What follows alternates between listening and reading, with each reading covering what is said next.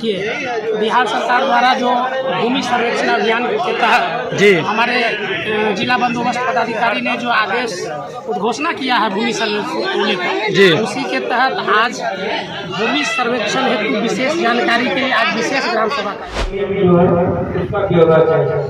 जो भी आदमी नहीं दीजिए तो जो किसी का नहीं हो बिहार सरकार का जिस जमीन का रिकॉर्ड नहीं आया सरकार के पास, तो लास्ट में जब तीसरा दावा खत्म कर लेंगे उसके बाद तीसरा जमीन का रिकॉर्ड नहीं आया वो जमीन बिहार सरकार के नाम से खाता खोल हो जाएगी। इसीलिए आप लोग जितने भी जागरूक रहिएगा, इस फॉर्म को भर कर डालिए। इस फॉर्म भरने का निर्धारित समय है, ये फॉर्म आप लोग 5 अक्टूबर तक ही भर कर डाल सकते हैं। उसके बाद ऑनलाइन पोर्टल बंद हो जाएगा और उसके बाद तब फिर से भरने का डेट रहता है, वो हम लोग को नहीं पता है। 5 अक्टूबर से पहले तक आप लोग फॉर्म भर कर डाल दीजिए और सारा डाटा आप हमको दीजिएगा। उसके बाद हम आगे का काम प्रारंभ करेंगे। यदि कोई 5 अक्टूबर तक आपने डाटा नहीं दिया तो फिर हम लोग के पास जितना ही डाटा है उससे बढ़िया हम लोग काम शुरू कर देंगे और फिर बाद में आप लोग को परेशानी होगी।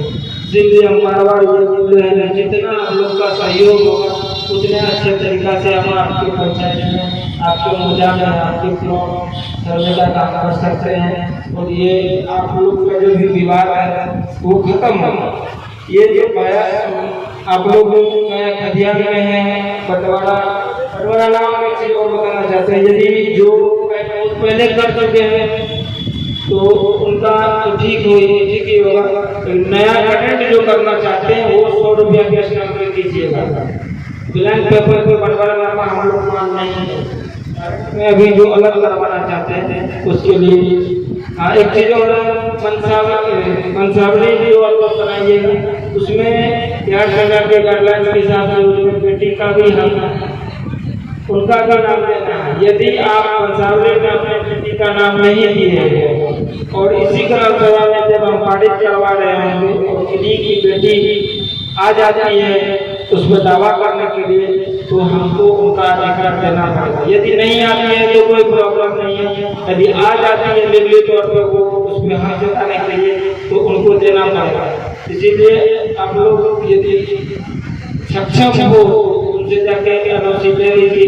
हमको में कोई अधिकार नहीं चाहिए, वो आप लोग के लिए सब्सिडी नहीं आती है तो फिर कोई बात नहीं, लेकिन देना दे दीजिएगा तो आप लोग के लिए अच्छा होगा।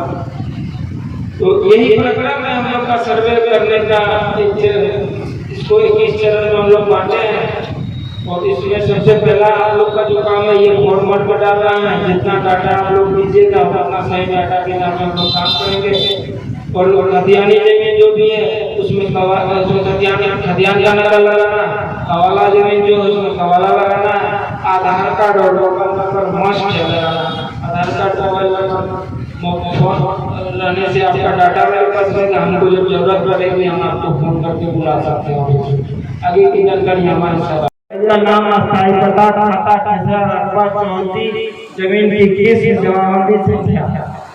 ये फॉर्म आप जब भरेंगे तो दावा कर रहे हैं जो मेरे दादाजी का था, मेरे पापा का था, जिनका भी वो जो अभी वर्तमान समय में जो उनके मालिक जिंदा है जो हक कर रहे हैं उनके नाम से बनाएगा। जो मृत आदमी हैं उनके नाम से ये फॉर्म नहीं बनाया जाता। तो जब जिस कंडीशन में रहिए जीवित नहीं है उस कंडीशन में आपको पंचावली लगाना है। तो पंचावली के लिए फॉर्म इसको पंचावली का फॉर्म बोलते हैं हम लोग। इस फॉर्म को जिसमें रहिए जीवित नहीं है उसमें आप लोग पंचावली का फॉर्म लगाइए। ये एक फॉर्म है, इसको आपको भरना है और वंशवृक्ष जो आप लगा के देखिए किन्हीं का वंशवृक्ष बहुत बड़ा आपका इस फॉर्म में नहीं है तो इसके पीछे में आप किसी का वंशवृक्ष बनाना। वंशावली में बोले हैं मुखिया जी जो आप लोग कन्फ्यूजन है तो वंशावली आप लोग मुखिया से भी बनवा सकते हैं, सरपंच से भी बनवा सकते हैं या फिर अपने 100 सत्यापित भी आप लोग बना के दे सकते हैं। ये कोई जरूरी नहीं है कि सरपंच साहब का ही होना चाहिए, मुखिया जी का होना चाहिए, वार्ड मेंबर का होना चाहिए।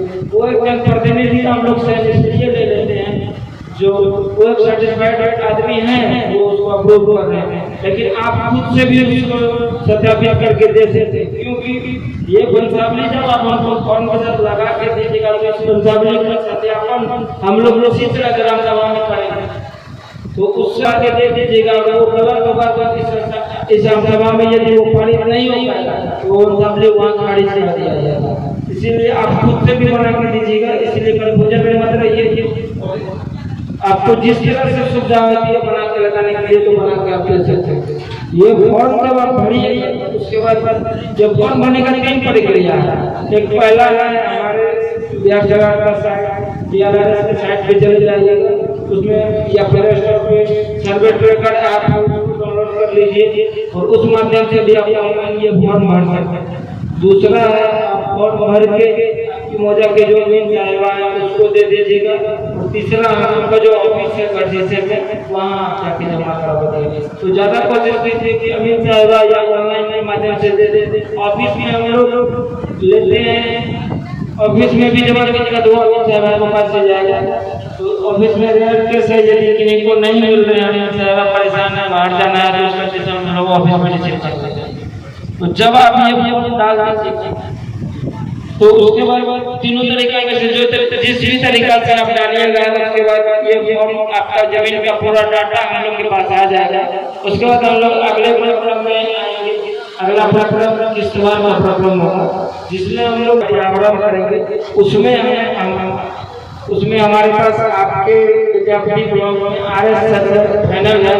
RS सर्वे का जो भी नक्शा है वो और हमारे बिहार सरकार के द्वारा हवाई एजेंसी 2011 में करवा दी गई। तो हवाई एजेंसी के द्वारा स्पेशल नक्शा बना हुआ है। उस दोनों को लेकर हमारे अमीन साहब आपके प्लॉट में जाएंगे और खेसरा नंबर 1 से जितना खेसरा है आपके मौजा में सारे खेसरा का किस्तवार होगा। किस्तवार की आवश्यकता क्यों पड़ती है? जैसे आप 5 भाई हैं, का कोई प्लॉट है और पांचों भाई आपस में अपनी सहमति से 2-2 कट्ठा दखल के हिसाब से जो दबाते हैं। तो सबसे पहले तो जब आप फॉर्म भरिएगा और आप लोग में बंटवारा हो चुका है तो उस बंटवारा नामा लगा के ये फॉर्म अपने अपने नाम से अलग अलग भर सकते हैं।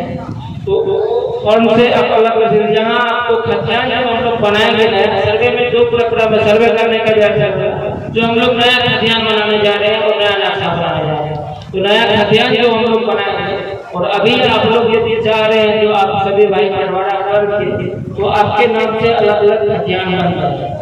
तो उसमें जब आप किस्तवार करने मेरे अमीन साहिबा जाएंगे और आप फॉर्म भर के दे चुके हैं अलग तो उस समय आप अमीन साहिबा को बताइएगा जो मेरे हिसाब में ये है, मेरे भाई के हिसाब ये है, उस हिसाब से यहाँ नक्शा कट जाएगा।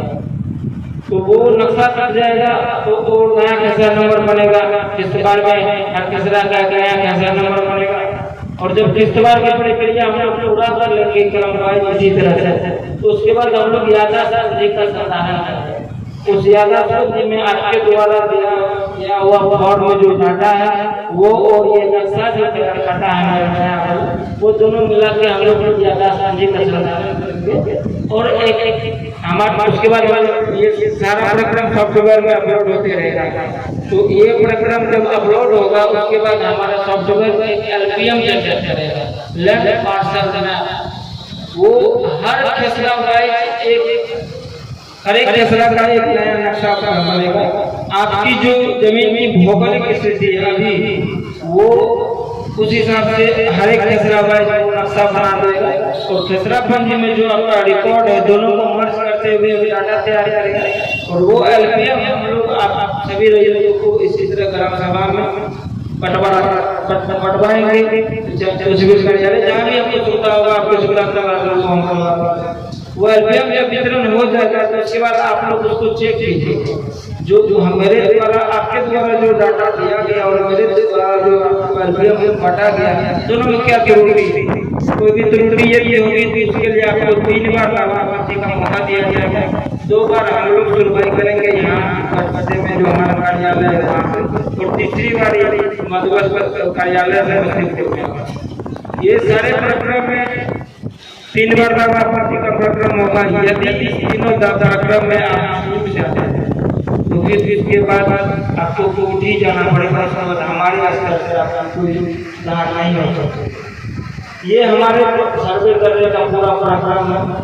इस प्रक्रम में सबसे पहले आप जितने भी रैयत उदारी उनका सहयोग जब तक नहीं होगा तब तक हम लोग नहीं कर सकते। आप